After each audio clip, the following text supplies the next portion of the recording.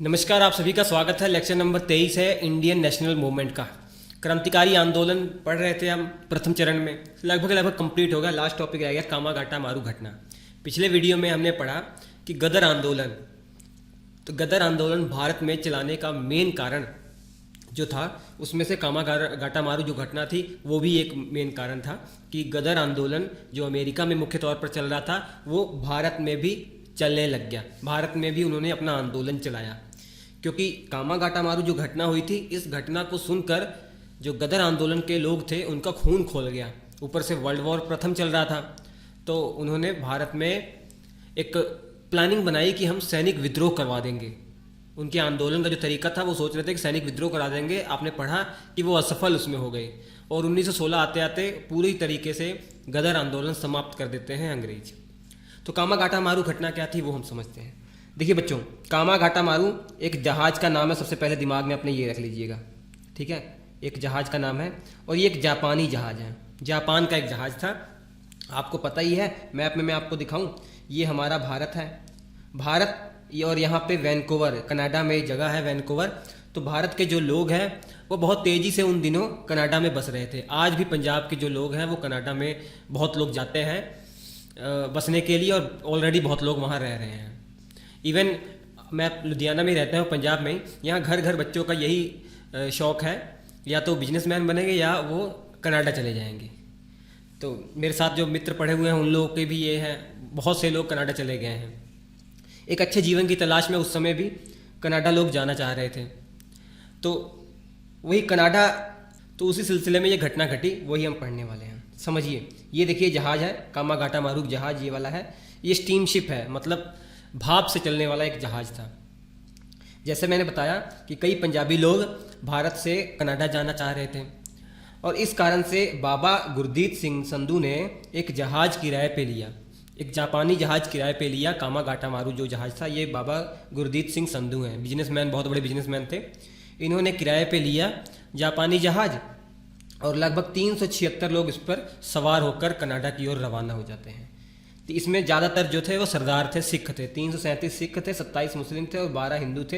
ये जो फैक्ट है ये याद करने की जरूरत नहीं, बस 376 के आसपास लोग थे, ये समझ लीजिए। मैं आपको थोड़ा सा जूम करके बताऊं तो आपको अच्छे समझ में आ पाएगा। देखिए, मैं जूम करके मैप आपके सामने ला रहा हूँ।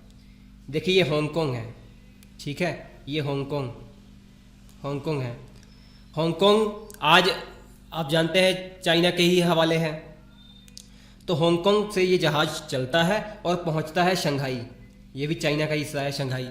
शंघाई में यहाँ कुछ लोग बैठते हैं और शंघाई से फिर जापान की ओर रवाना होता है और जापान के योकोहामा में बहुत सारे लोग यहाँ बैठ जाते हैं। तो कुल मिला जुलाकर 376 लोग यहाँ पर सवार हो जाते हैं, ठीक है। इतनी चीज़ समझ आ गई। अब उसके बाद ये रवाना हो जाता है कनाडा की तरफ। तो मैप में आप समझने का प्रयास कीजिए थोड़ा सा। कनाडा तो यहाँ पे है, ये कनाडा है और कनाडा जाने का एक रास्ता या तो इधर से आए जहाज या पृथ्वी गोल है इधर से चला जाए। तो इधर से नज़दीक पड़ रहा है तो इधर से ये इधर आ गया, ठीक है। पृथ्वी गोल है, इधर से निकला और घूम के इधर आ गया। समझ पा रहे ना? तो दिमाग में रखिएगा, ऐसे नहीं गया था, ऐसे नहीं गया था। थोड़ा सा मिटाऊँ इसको तब अच्छे से क्लियर हो। तो जहाज़ ये इधर से निकला, इधर पहुंचा यहाँ पर वैनकूवर। लेकिन वैनकूवर पर यहाँ रोक लिया गया। क्यों रोक लिया गया? क्योंकि उस समय कानून था, 8 जनवरी 1908 से ही कानून चल रहा था अंग्रेजों का, जिस कानून का नाम था कंटिन्यूअस जर्नी रेगुलेशन एक्ट। इस एक्ट के तहत यह नियम था कि कोई भी जो देश के लोग हैं अगर वो कनाडा आ रहे हैं उनको तभी एंट्री मिलेगी जब वो उसी देश से आ रहे हैं जिस देश के वो निवासी हों। ऐसा नहीं कि वो इंडिया के हैं तो कहीं जापान से होते हुए वो आ रहे हों, ऐसा नहीं है। ऐसा इसलिए क्रांतिकारी घटनाओं जो उस समय हो रही थी उस पर रोक लगाने के पर्पज से अंग्रेजों ने ऐसा किया था। क्योंकि उस समय क्या हो रहा था कि जो क्रांतिकारी लोग थे हर जगह जो जाकर क्रांतिकारी आंदोलन को बढ़ावा देते थे, पूरी खबरें फैलाते थे, फिर कनाडा आ जाते थे। इसी को रोक लगाने के लिए ये कहा गया वही लोग कनाडा में आएंगे जो डायरेक्ट अपने मूल स्थान से आ रहे हैं। और लेकिन आपने देखा ये जो जहाज़ है शंघाई, हांगकांग, जापान होते हुए आ रहा है, इसलिए इसको रोक लिया गया और रोका गया। जर्नी शुरू कहाँ से होती है ये समझिए, पहले डेट आप समझने का प्रयास कीजिए। 14 अप्रैल की बात है, 14 अप्रैल को योकोहामा से जहाज निकल जाता है। मैप में देखिए ये थोड़ा सा, ये योकोहामा है ना, यहाँ से 14 अप्रैल को जहाज निकलता है और ये पहुँचते पहुँचते वैनकूवर कब पहुँचता जानते हैं? 23 मई को। 23 मई यहाँ रोक लिया जाता है वैनकूवर में। और रोका कब तक जाता है? लगभग 23 जून तक रोका जाता है। देखते रहिए, 1 महीना तक यहाँ रोका गया। और जो कनाडा में इंडिया के लोग रह रहे थे उन्होंने केस किया, लेकिन तब भी कोई हासिल नहीं हुआ कुछ रिजल्ट। मात्र 24 लोगों को एडमिट किया गया, 24 लोगों को अंदर आने दिया कनाडा में, बाकी 352 लोगों को वापस कर दिया। और फिर ये धीरे धीरे जहाज वापस जाता गया। लगभग सितंबर में ये बंगाल में कलकत्ता के पास बंदरगाह थी, बजबज बंदरगाह, तो बजबज पर ये जहाज पहुंचता है। कब? 27 सितंबर को। देख लीजिए, अप्रैल से निकले हैं, अप्रैल मई जून जुलाई अगस्त सितंबर, 6 महीने तक ये इधर उधर भटक रहे हैं ये लोग। तो कितना इनके अंदर इरिटेशन होगा, कितना गुस्सा होगा, आप समझ पा रहे हैं। और बजबज जगह पर बंगाल में इनके साथ अच्छा व्यवहार नहीं किया जाता, इस कारण से सभी सरदार भड़क जाते हैं और लड़ाई शुरू हो जाती है अंग्रेजों और इन सरदारों के बीच में। 18 लोग मारे जाते हैं इसमें। और यही घटना जो है कामागाटा मारू घटना कहलाती है। इस घटना के बारे में सुनकर इतना खून खौल गया था गदर आंदोलन वाले लोगों का कि उन्होंने भारत में गदर आंदोलन चलाना शुरू कर दिया था। एक नोट इंपॉर्टेंट कर लीजिएगा, बहुत महत्वपूर्ण है। 1916 में कनाडा के जो प्रधानमंत्री थे जस्टिन जी, इन्होंने पार्लियामेंट में, कनाडा के पार्लियामेंट में माफ़ी मांगी थी।